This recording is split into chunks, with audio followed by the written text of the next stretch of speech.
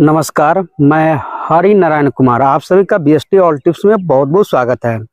साथियों, आप सभी का जिनका डॉक्यूमेंट में गड़बड़ है, किसी कारणवश, चाहे वह जातीय आवासीय का रिसीविंग अपलोड कर दिया या मार्कशीट में जन्मतिथि नहीं था, उसके वजह से 7 दिन का मोहलत आप लोग को दिया गया है। जैसे यहाँ पे दिया गया है, वित्तीय वर्ष 2023 से 24 में आपका चयन औपबंधिक यानी प्रोविजनल रूप से मुख्यमंत्री उद्यमी योजना में किया गया है। आपके द्वारा किए गए ऑनलाइन आवेदन में मैट्रिक पास का प्रमाण पत्र संलग्न नहीं है, अतः अनुरोध है कि 7 दिनों के अंदर अपने ऑनलाइन पोर्टल पर मैट्रिक पास का प्रमाण पत्र संलग्न नहीं है उपलब्ध कराई जाए, वरना आपकी अभ्यर्थिता रद्द कर दी जाएगी। तो ये तो इनका था मैट्रिक प्रमाण पत्र के बारे में। किसी किसी का जो बीएसडीएम सर्टिफिकेट है, डीडीयू जीकेवाई सर्टिफिकेट है, वो उपलब्ध नहीं है, उनके बारे में दिया गया है। जैसे वित्तीय वर्ष 2023-24 में आपका चयन औपबंधिक रूप से मुख्यमंत्री उद्यमी योजना में किया गया है। आपके द्वारा किए गए ऑनलाइन आवेदन में परियोजना संबंधित प्रशिक्षण प्रमाण पत्र नहीं पाई गई है, अतः अनुरोध है कि 7 दिनों के अंदर अपने ऑनलाइन पोर्टल पर परियोजना संबंधित प्रशिक्षण प्रमाण पत्र उपलब्ध कराई जाएं, वरना आपकी अभ्यर्थिता रद्द कर दी जाएगी। ये है, इसका निदान क्या है वो भी मैं आपको बताऊंगा। फिलहाल अभी मैं आपको पूरे बता रहा हूँ जो मैसेज यहाँ पे आया हुआ है। तो 7 दिन का आपको मोहलत दिया गया है। तो किसी किसी में यहाँ पे प्रशिक्षण से है, तो ये प्रोविजनल आप लोग को चयन किया गया है। अगर आपका सभी दस्तावेज सही रहा तो आपको ये फाइनल माना जाएगा, नहीं तो आपका अभ्यर्थिता रद्द कर दिया जाएगा। जैसे यहाँ पे इन्होंने जो संदीप पौंडिक सर है, वो भी यहाँ पे दिया गया था कि जो 2023-24 के लिए है चयन समिति का जो बैठक हुआ था, उसमें आपको मैंने बताया था कि 5628 आवेदकों के डॉक्यूमेंट सही पाए गए हैं, इन्हें प्रशिक्षण हेतु भेजा जाएगा, जिसमें 1552 आवेदकों में के डॉक्यूमेंट में कमी पाई गई है। तो आप लोगों का जो 7 दिन का मोहलत दिया गया है, ये 1582 आवेदकों के डॉक्यूमेंट में जो कमी पाई गई है, इन्हें कमी दूर करने हेतु एक मौका दिया जाएगा। जो आप लोगों को 7 दिन का मोहलत दिया गया है, ये आप लोग 1582 वाले लिस्ट में होंगे। यहाँ पर जो 1582 यहाँ पे जो दिया गया है, इसी लिस्ट में आप होंगे। इसके बाद है कि 520 आवेदकों के आवेदन गलत श्रेणी यानी जिले में आवेदन करने आदि कारणों से रद्द किए गए हैं। यानी 520 वैसे आवेदक थे जिनका जो गलत श्रेणी, जैसे युवा उद्यमी में कोई डाल दिया है SC ST वाले, तो युवा में सिर्फ ओनली फॉर जो जनरल कैटेगरी वाले और BC2 जो OBC है वो युवा कैटेगरी में डालते हैं। अब युवा वाला हो सकता है SC ST में डाल दिया होगा, SC ST वाला युवा में डाल दिया होगा, चाहे EBC वाला युवा में डाला होगा, युवा वाला EBC में डाला होगा। तो उस जो गलत श्रेणी है, उस श्रेणी के चलते उनका जो अभ्यर्थिता 520 लोगों का चयन से गलत हुआ है, यानी इन लोगों को रिजेक्ट माना गया है। तो इसमें है कि जो अब इसके बारे में जो 520 का है, तो पुनः रेंडोमाइजेशन एक बार किया जाएगा। तो एक बार और रेंडोमाइजेशन से के माध्यम से ही आपको 520 लोगों का सिलेक्शन होगा। तो ये बहुत ही अहम फैसला यहाँ पे लिया गया है कि 520 लोगों का जो पहले क्या होता था, जो लिस्ट में से हटा तो फिर रेंडोमाइजेशन नहीं होता था, लेकिन इस बार पुनः एक बार रेंडोमाइजेशन होगा। तो यहाँ पे 520 लोगों का जो रेंडोमाइजेशन होगा, लाइव भी होगा। जब नोटिफिकेशन आएगा आपको इन्फॉर्मेशन कर दिया जाएगा, इतना मैं आपको कहता हूँ। इसके बाद जो वही बात यहाँ पे बोला गया है कि 520 आवेदकों के आवेदन गलत श्रेणी यानी जिले में आवेदन करने आदि कारणों से गलत हुआ है, यानी जिस जिला में आप आते हैं उसी जिला में आपको करना है। हालांकि कैटेगरी C वाले कि जो है सभी जिला से वहां पे डाल सकता है कैटेगरी C वाले, लेकिन कैटेगरी E और B वाले अपने ही जिला में कहीं पे आप कर सकते हैं। तो यहाँ पे कोई मान लेते हैं मधुबनी जिला से है, सीतामढ़ी में डाल दिया होगा, सीतामढ़ी वाले शिवहर में डाल दिया होगा। तो इस कारण से जो गलत जो जिला है वो भी सिलेक्शन से आपको यहाँ पे रिजेक्ट मारा गया है। और इसके बाद यहाँ पे है जो रिक्त स्थान को हेतु प्राप्त आवेदनों में से पुनः कंप्यूटराइज्ड रेंडोमाइजेशन के माध्यम से आवेदकों का चयन किया जाएगा। तो इसके लिए एक बार और रेंडोमाइजेशन होगा, जो आवेदन जो हुआ है उसी आवेदन में से रेंडोमाइजेशन किया जाएगा। ऐसा नहीं है कि भाई जो अभी आवेदन नहीं किया था उसका नया नहीं लिया जाएगा। नया के लिए अगले साल ही आपको होगा।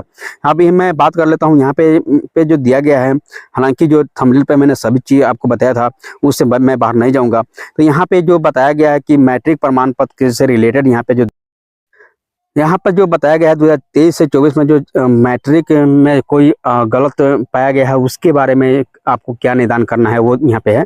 पुनः आप ऑफिशियल वेबसाइट पर जाएंगे, वहाँ पे लॉगिन यूजर आईडी पासवर्ड डालेंगे, उसके बाद आप लॉगिन करेंगे तो वहाँ पे एक अपलोड का ऑप्शन आया हुआ है, वहाँ पे जाकर के आप करेंगे। अगर आपका अपलोड का ऑप्शन नहीं आया है तो ऑफिशियल वेबसाइट पर जाएँ, वहाँ पे ईमेल आईडी दिया होगा, ईमेल आईडी पर आप अपना जो ईमेल कर दीजिएगा। डिपार्टमेंट को मेल करना है। डिपार्टमेंट को मेल करने के लिए आपको जो भी समस्याएं आपको हैं उस समस्या को वहाँ पे आपको लिखना है कि ऑप्शन पुनः आपको दिया जाए, आपको ऑप्शन दिया जाएगा। हो सकता है कि आपका ऑप्शन आया हुआ है, तो आगे क्या करना है वो आपको मैं बताता हूँ। जैसे ये शख्स जो हमें यहाँ पे भेजा है, तो इनका जो क्या इन्होंने गलती किया था वो गलती को मैं आपको बताने जा रहा हूँ।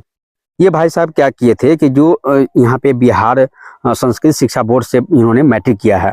अब इसमें जो मैट्रिक का सर्टिफिकेट क्यों मांगा जा रहा है? डेट ऑफ बर्थ के सत्यापन के लिए। अब यहाँ पे जो दिया गया है मध्यमा वाला में, यहाँ पे कहीं भी डेट ऑफ बर्थ, इनका जन्म तिथि नहीं दिया गया है। यहाँ पे देख सकते हैं कहीं भी जन्म तिथि नहीं दिया गया है। तो जब भी आप फॉर्म डालते हैं उस टाइम रिजेक्ट आपका ना हो, इसलिए जो सर्टिफिकेट आप दे रहे हैं मैट्रिक का, उसमें जन्म तिथि अंकित होना चाहिए। अब यहाँ पे तो इसका जन्म तिथि अंकित है नहीं, इसके लिए मैंने इनको कहा कि आप दोनों को पीडीएफ फाइल में अपलोड कर देना है। किसको? ये तो मार्कशीट आपका है, जो अंक है कि किस विषय में कितना सब्जेक्ट है वो होना चाहिए। प्लस में यहाँ पे मैंने एक ये वाला जो यहाँ पे देख सकते हैं, इसमें जन्म तिथि यहाँ पे अंकित है। समझ में आया? यहाँ पे जो जन्म तिथि है इनका अंकित है। तो मैंने कहा कि जो जन्म तिथि दिया गया है वो वाला, और ये अंक प्रमाण पत्र यहाँ पे जो दिया गया है ये वाला, है ना, ये दोनों को एक फाइल में आपको पीडीएफ फाइल में अटैच कर देना है। अटैच करने के बाद आप दीजिए, आपका रिजेक्ट नहीं होगा, क्योंकि 7 दिन के बाद आपका ये अंतिम मौका है। एक बार हो सकता है कि जब ज़्यादा मात्रा में अगर हो तो एक चांस और दिया जाए, लेकिन ये अंतिम मौका है। अब इसके बाद आपका डेट नहीं, आपको मौका नहीं दिया जाएगा। तो ये है दोनों फाइल को। ऐसा अगर आपका है, आपने मैट्रिक का अपलोड किया है, हाँ भाई आपने अपलोड किया है, लेकिन उसमें जन्म तिथि नहीं है, तो अगर कोई क्या किया है, जो ये वाला अंक वाला ये न दे करके कोई क्या किया है कि उसका जो प्रोविजनल सर्टिफिकेट होता है वो डाल दिया है, तो वो नहीं, मूल प्रमाण पत्र है वो डालना है। चाहे हो सकता है 2 साल के बाद आता है वही ना डालिए, चाहे उसी टाइम जो आता है वो भी आप डाल सकते हैं। ये भाई साहब क्या किए हैं, यहाँ पर देख सकते हैं कि वित्तीय वर्ष 2023-24 में आपका सिलेक्शन हुआ है। आपके द्वारा ऑनलाइन आवेदन में निवास प्रमाण पत्र किसी दूसरे व्यक्ति का या अस्थायी है, अतः अनुरोध है कि 7 दिनों के अंदर ऑनलाइन पोर्टल वांछित कागजात उपलब्ध कराए जाएं, वरना आपकी अभ्यर्थिता रद्द कर दी जाएगी। तो ये कोई क्या किया है, रिसीविंग अपलोड कर देते, रिसीविंग वालों का तो भाई आपको चांस दिया जाएगा। कोई क्या किया है कि भाई जल्दबाजी में ना है तो भाई दूसरे व्यक्ति का डाल दिया है, जातीय आवासीय निवास। तो ये गलत बात है, आप किसी का अपना ही डालना है। तो ये इसके लिए आपको एक मौका दिया गया है। तो आपका जो ऑनलाइन किए होंगे, तो ऑनलाइन अगर नहीं किए हैं तो भाई तो 10 दिन में बनिए के आएगा। अगर नहीं बना है तो आप आरटीपीएस में जाइएगा, 150-200 रुपया दीजिएगा, तो उसी टाइम को बना करके दे देगा। तो आप अपने बना करके आप अपलोड कर दीजिए, बस कहीं नहीं जाना है। पोर्टल में उद्यमी योजना, मुख्यमंत्री उद्यमी योजना के पोर्टल पर जाकर के आप वहाँ पे अपलोड करें, आपका हो जाएगा। तो खुद से आपको अपलोड करना है, लॉगिन पासवर्ड से लॉगिन कर देना है, उसके बाद आप अपने से अपलोड कर देंगे। ओके। अब इसके बाद एक आया हुआ था कि प्रशिक्षण प्रमाण पत्र के बारे में क्या करना है। तो इसमें बीएसडीएम जो सर्टिफिकेट है वो आपको यहाँ पे अपलोड करना होता है। अगर आपने अपलोड नहीं किया है, अगर उसमें यस किया था उस टाइम तो अपलोड करने का ऑप्शन आएगा। आपने अगर अपलोड किया होगा तो कोई बात नहीं है। अगर आपने अपलोड नहीं किया है तो उसके लिए आपको एक अंतिम मौका दिया गया है। अब मैं बात कर लेता हूँ कि बीएसडीएम सर्टिफिकेट के बारे में। तो जो केवाईपी होता है, कुशल युवा प्रोग्राम, है ना, उसमें 400 घंटा का प्रशिक्षण होता है। अगर आपने वो नहीं किया है तो आप नहीं कर सकते हैं, क्योंकि उसमें जो लिमिट रहता है 24 साल तक, आप 24 क्रॉस होंगे। तो बीएसडीएम सर्टिफिकेट है जो बेरोजगारी भत्ता होता है ना, तो वो वाला तो आप कर ही नहीं सकते हैं, क्योंकि उसमें लिमिट रहता है कि 24 साल तक ही बेरोजगारी भत्ता आपको ले सकते हैं। तो बेरोजगारी भत्ता का आपको उम्र गया।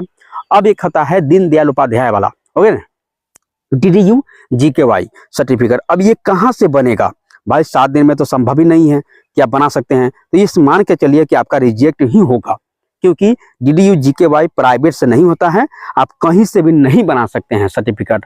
है ना, क्योंकि उसका जो 3 महीना का कोर्स होता है वो कोर्स करना पड़ता है, हर जिला में होता है। आप कहीं भी जाएं या गूगल पे सर्च करेंगे या यूट्यूब पर सर्च करेंगे DDU-GKY के बारे में, दीनदयाल उपाध्याय प्रशिक्षण के बारे में, तो आपको बताएगा, समझे। तो वहाँ पे आप सरकारी वो होता है, प्राइवेट से आप खरीद ही नहीं सकते हैं प्रशिक्षण प्रमाण पत्र। ओके, तो ये 2 ही यहाँ पे वैलिड है, वो आपको होना चाहिए अनिवार्य रूप से, तभी आपका होगा, नहीं तो नहीं होगा। तो ये प्रशिक्षण प्रमाण पत्र के बारे में मैंने आपको बता दिया कि प्राइवेट से आप नहीं बना सकते हैं, इतना जल्दबाजी नहीं बना सकते हैं। अगर आपका बेरोजगारी भत्ता आपने किया था, उसका सर्टिफिकेट आपके पास होगा तो वो आप डाल सकते हैं, समझ में। तो ये मैंने एक एक को मैंने बारीकी से मैंने क्लियर किया है। हालांकि वीडियो थोड़ा लंबा हुआ है, लेकिन मैं एक पूरे जो अच्छी तरह से समझाना होता है, इसलिए हो सकता है आपका समझ में आया होगा। अगर नहीं समझ में आया तो इसी वीडियो के कमेंट बॉक्स में आपको जवाब दिया जाएगा। आप कहीं भी मैसेज ना करें, इसी वीडियो के कमेंट में ही आपको मैसेज करना है। जरूर यथासंभव जो अच्छी बात होगा उसको रिप्लाई किया जाएगा। नमस्कार, मैं हूं हरि नारायण कुमार। अगर आपको ये वीडियो पसंद आया हो तो इसे लाइक और शेयर जरूर करें, और हाँ, हमें सब्सक्राइब और फॉलो करना ना भूलें, ताकि आप इस प्रकार के कोई भी वीडियो मिस ना करें।